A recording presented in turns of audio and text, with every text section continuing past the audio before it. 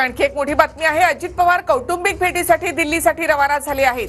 दिल्लीमध्ये कोणती बैठक नाही तर मुंबईतील देवगिरी निवासस्थानामधून अजित पवार दिल्लीसाठी रवाना झालेत। मुंबई विमानतळावर ते आपल्या कॅमेऱ्यामध्ये कैद झाले। मात्र अजित पवार कौटुंबिक भेटीसाठी म्हणून दिल्लीला जात आहेत। तर अजित पवार कौटुंबिक भेटीसाठी दिल्लीसाठी रवाना झालेत। तर दिल्लीला जाण्यासाठी अजित पवार ज्यावेळेला एअरपोर्टवर दाखल झाले त्यावेळेची ही दृश्य आपण या ठिकाणी पाहिली, आपल्या कॅमेऱ्यामध्ये कैद झाली आहेत। तर एकनाथ शिंदे आजारी आहेत, त्यांना विश्रांती घेण्याचा सल्ला देण्यात आलेला आहे। तर देवेंद्र फडणवीस स्वतः सागरवरच आहेत आणि नेत्यांच्या भेटीगाठी सध्या सागरवर सुरू आहेत। थेट आपण माहिती जाऊयात आमचे प्रतिनिधी संदीप राजगोळकर यांच्याकडे। संदीप, दिल्लीमध्ये आज कोणतीही बैठक होणार नाही, अजित पवार कौटुंबिक भेटीसाठी दिल्लीला जात आहेत।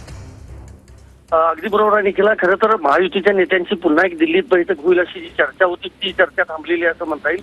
राष्ट्रवादी काँग्रेसचे नेते अजित पवार हे दिल्लीतला येण्यासाठी निघालेले आहेत अशी माहिती आहे। मात्र ते कौटुंबिक भेटीसाठी येत आहेत, कारण संसदेचं हिवाळी अधिवेशन चालू आहे। त्या अधिवेशनाच्या निमित्तानं त्यांच्या पत्नी सुनेत्रा पवार या सध्या दिल्लीमध्ये त्या राज्यसभेच्या खासदार आहेत आपल्याला माहिती आहे। त्यामुळे कुठलीही ही राजकीय भेट नसल्याचं सांगितलं आणि भाजपच्या सूत्रांकडून जी माहिती मिळते त्यानुसार केंद्रीय गृहमंत्री अमित शहा यांच्याकडे देखील अजित पवार यांनी कुठलीही वेळ मागितलेली नाही किंवा तशी म्हणजे बैठक कुठली होणार अशी जी चर्चा आहे। नक्कीच धन्यवाद संदीप एकूणच माहितीबद्दल। तर कौटुंबिक भेटीसाठी म्हणून अजित पवार दिल्लीमध्ये आता रवाना झाले आहेत।